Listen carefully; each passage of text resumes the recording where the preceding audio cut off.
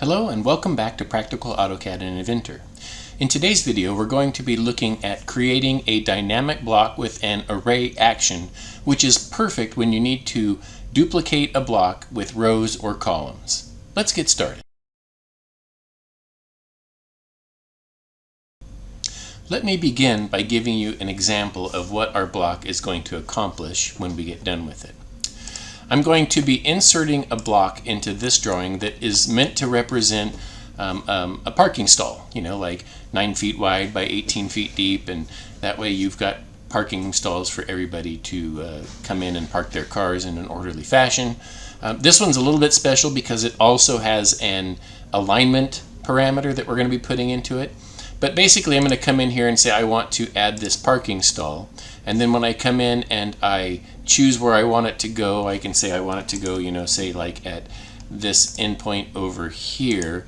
And the way I've set this up is that the distance from the corner here, maybe this is the curb, so the distance from the corner here to the center of this stripe is exactly 9 feet. That way my parking stall is exactly the right size without having to think about it.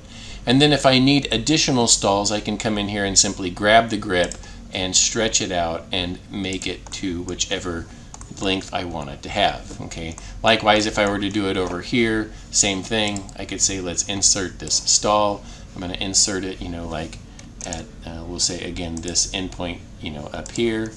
So it's 9 feet from the end of that line to here, and if I want it to array, I can put more, in there, however that happens to be. So that's where we're going with this. Our first step, anytime you create a block, is to go ahead and to draw your geometry, actual size, full size and shape here in model space. So I've got my 2-inch, rectangle that is meant to represent the line. I've got my little parking bumper in here, and the distance from 0, 0 to the midpoint of that line is 9 feet. Now what I'll want to do next is to make a block out of this geometry. So I'm going to use the block command, and I'm going to give it the name stall. As I've said in previous videos, you want to make sure that the name of your block is different from the name of your drawing. So in this case, the name of my drawing is linear parameter array action. I just want to make sure that this name is different from that name, because if they are the same, it can cause problems with file retrieval and that kind of stuff. So calling it stall, I'm going to select my geometry, and I'm going to leave again the origin at 0, 0, because what I want to have happen is the distance from 0, 0 to my geometry to be 9 feet, which I already have set up. So I'll choose OK. It creates the block. If I go to my block table, you'll see there it is. It's ready to go. And so now step 2 is to access the block editor, choose that block, and open it up in the block editor. So here I am in the block editor. Again, I've got my context sensitive ribbon up here with all of my block editing tools, and I've got my tool palettes with my authoring elements.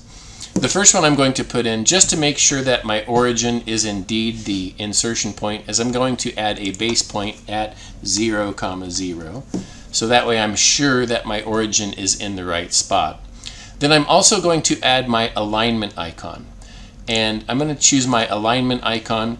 One very important thing about this alignment icon is that the insertion point, or the point of that alignment icon, and your insertion point have to be exactly the same. If they're off by even a fraction of an inch, the alignment icon won't work.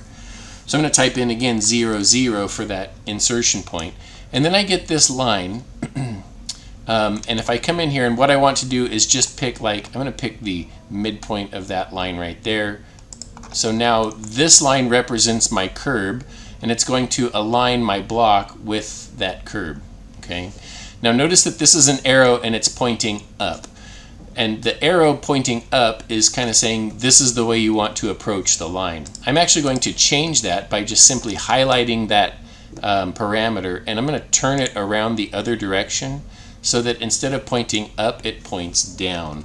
So now when I come in to place this block, it's going to place it in that direction and stay on this side of the line. The next thing that I want to do is add a linear parameter. And my linear parameter is simply going to give me the ability to apply a distance to my array command. So again, like I did with everything else, I'm going to start at 0, 0, but before you put in this linear parameter, you need to add a description. So I'll type D for description on the command line, and I want to give it a nice simple description so that somebody inserting this block will know exactly what this block is supposed to do. So I'm going to say add stalls. Super simple. That way somebody hovers over it, they go, oh, I get it, this is going to add more stalls. And then I can say I want to start again at that same point. So I'm going to type in 0, 0 just so that I don't get it messed up. I want it to go to that midpoint right there, and I'll put it down just like you would a dimension. Now notice that there are two grips associated with this linear parameter. There's one on the right pointing this way, which is the one that we want, and there's one on the left pointing this way, which is the one that we don't want. To get rid of this grip that we don't want, you can simply just pick only the grip itself and hit the delete key and it'll go away. Okay. Or I'm going to undo that. If you go to the Change Properties tool palette and you select that parameter, notice it says linear parameter right here. If I go all the way down to the bottom, I have an option here for a number of grips. I can change that to 1, and it gets rid of the one on the left and it keeps the one on the right. So now we're working the way we want to work. Once I have that in place, I still have this yellow badge, which is just telling me that my linear parameter is not associated with an action. So our next step now is to go ahead and align this linear parameter with an action. I'm going to switch to the action panel here on my tool palette, and the one that I want is array.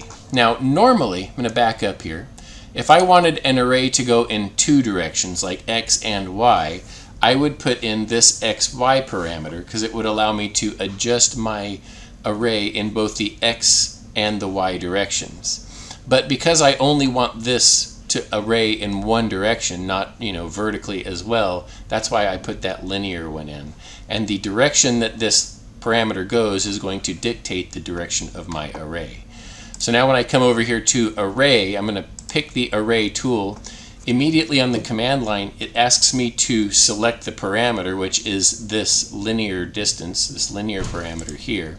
Then it asks me to select the objects, which are all of them. So I'll just make a window around them all and select them all. Okay. And then it asks me for the distance between the columns. In this case, again, I want it to be 9 feet. I could type in 9 feet, or I can type 108, which is 12 inches times 9 feet. And so now it's ready to go. So that's all there is. Notice here I have my array action now. If I wanted to test it, I could. I'm pretty sure this is going to work, so I'm going to say close the block editor and save the changes. And now if I wanted to actually test that, I could draw some geometry. So I'll come in here and I'll draw some polylines just to have something to align it to. And I don't know how big this is, so I'll just do that.